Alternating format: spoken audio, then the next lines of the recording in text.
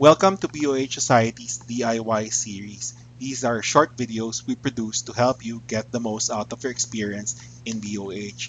Tonight, we're going to discuss elements of our chart narratives. These are things that you would often see when you go over our technical analysis. When discussing charts or traits, you will always hear us discuss three things. Number one, our bias. We will tell you in very clear terms if we are bullish or bearish a stock. Number two, once we've discussed our bias, we'll then define key parameters for the trade. To do this, we first establish the relevant trading range. Here, we identify support areas and resistance areas.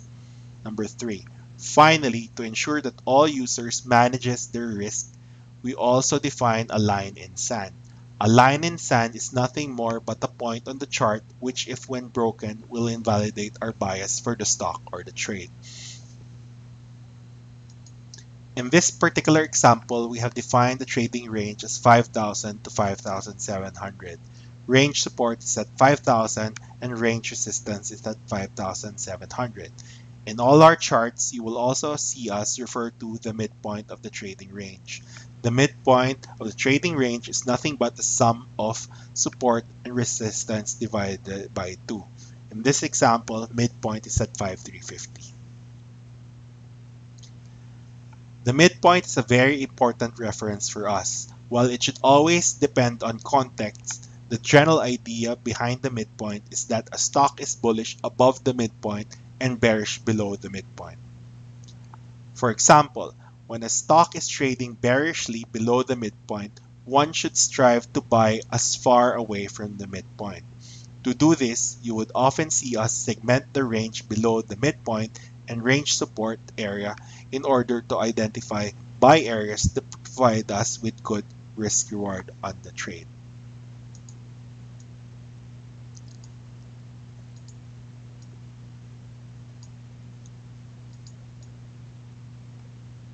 So in this particular example, we will strive to buy as close to or between 5,000 and 50.99. Typically, we'd put a stop below 5,000 since the effective trading range support is at 5,000. You can apply the same approach when a stock is trading above the midpoint. Buy as close to the midpoint and as far away as from range resistance.